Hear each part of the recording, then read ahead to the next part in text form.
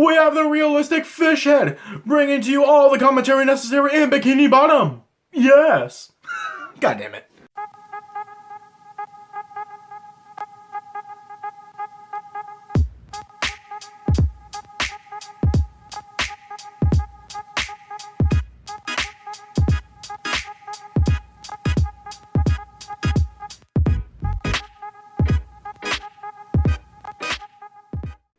What's up, everyone? It's your boy Floz MG back with another episode of Tear Up. The last one I did was of SpongeBob characters. And we know there are too many big characters for me to do all in one single episode. So, we're doing another one! I feel like it's pretty simple on how to do this, so let's just get right into it. Before this video starts, I just want to say that only a small percentage of people who watch my videos are actually subscribed.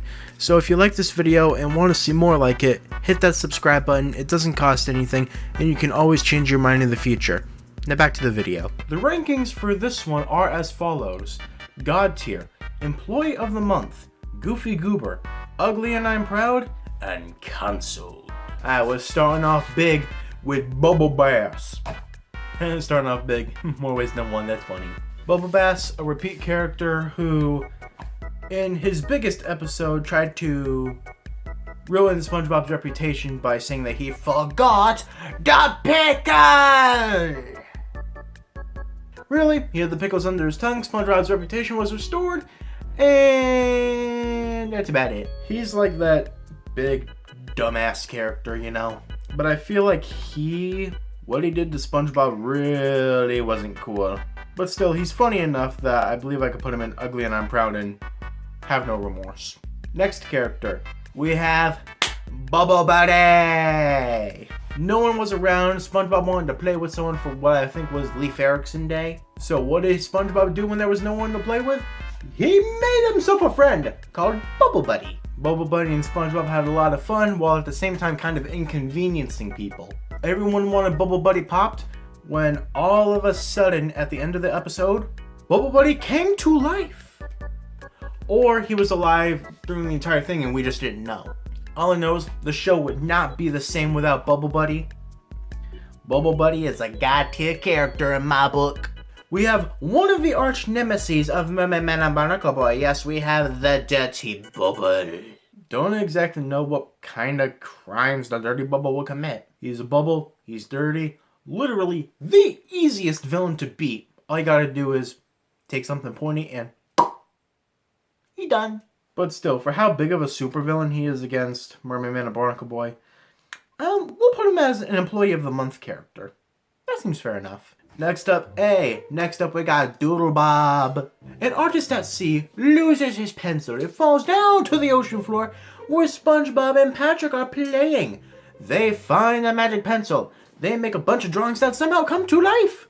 And Doodlebob wasn't one of those drawings, but he gets out of control and tries to use the pencil for his own evil purposes.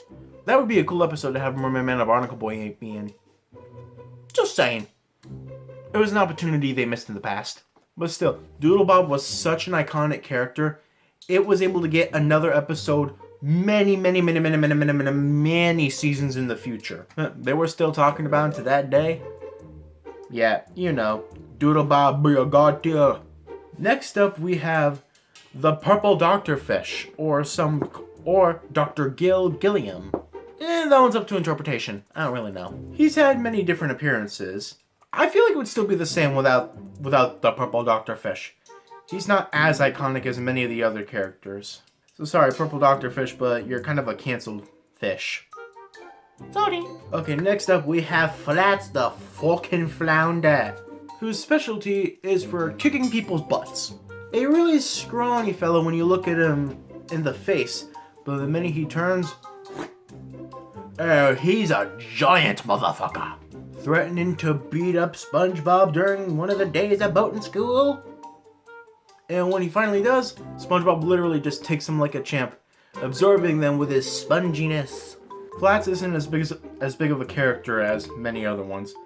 He's about on the same level as Bubble Bass. Put him at Ugly and I'm Proud character.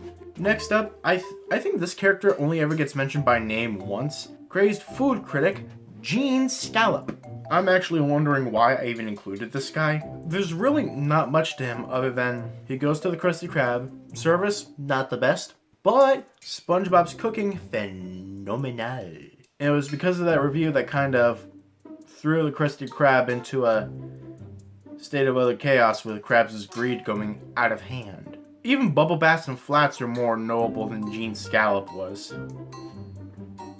Sorry. Next up, we have Kevin C. Cucumber, the leader of the Jelly Spotters.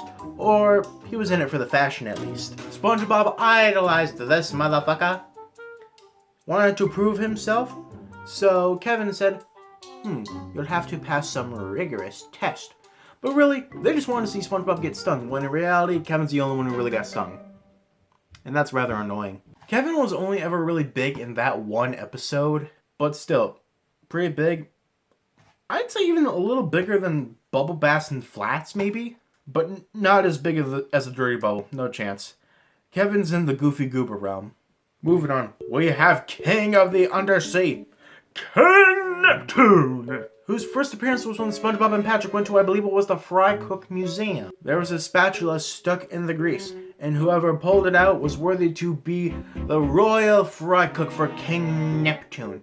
But Neptune didn't believe that SpongeBob really could pull it out, so he challenged him at the Poseidon. Get it? It's a pun. Neptune wins in terms of quantity of patties, but SpongeBob triumphs amazingly in terms of quality of patty. And since then, Neptune has had many numerous appearances, to the point where, well, he actually is the literal god of the undersea, so it'd kind of be insulting if you didn't put him at god tier. Next up, we have another big arch enemy of Barnacle Boy. We have Monterey, who they had frozen away in their lair inside some tartar sauce, until SpongeBob and Patrick kind of melted the tartar sauce away because SpongeBob had a few questions to ask him.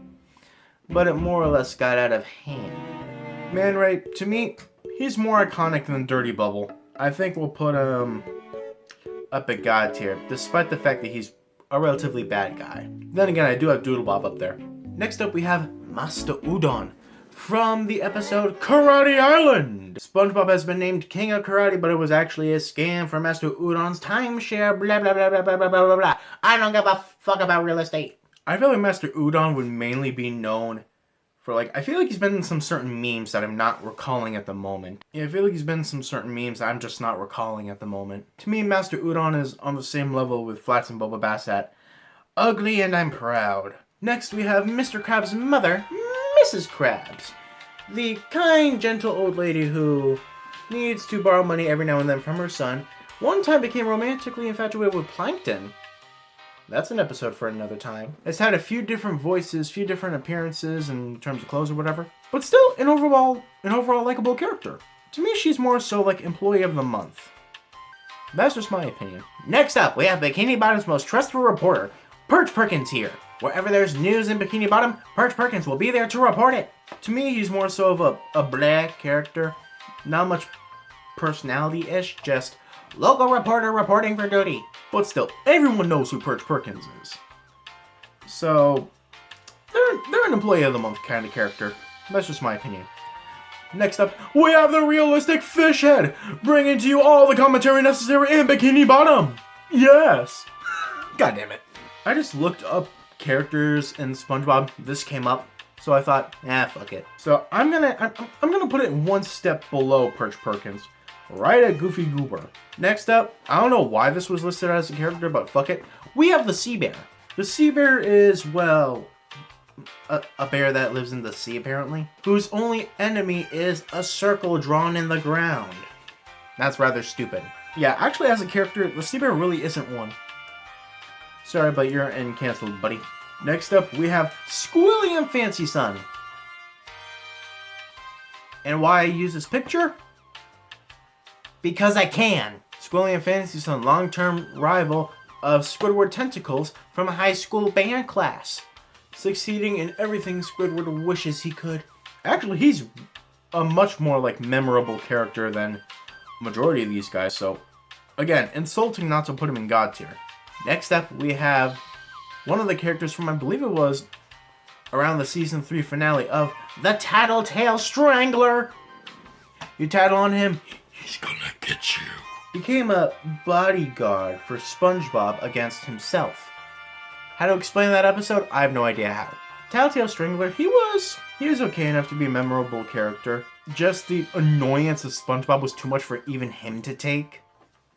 And I think that kind of says something. Yeah, sure. He's an Employee of the Month character. I'll put him there. These are my final standings. Feel free to argue with me in the comments because I know you would want to. I've been Floz MG. This has been Ranking SpongeBob Characters Part 2, continued, whatever you want to call it. And I hope to see you all in the next video. Bye! Bitch, I ain't your hero. Don't call me a savior. Think I'm out of control, eh? That's just my behavior. I'm bringing the house down. Major devastation. You don't gotta worry, cause it don't matter. I'm antisocial.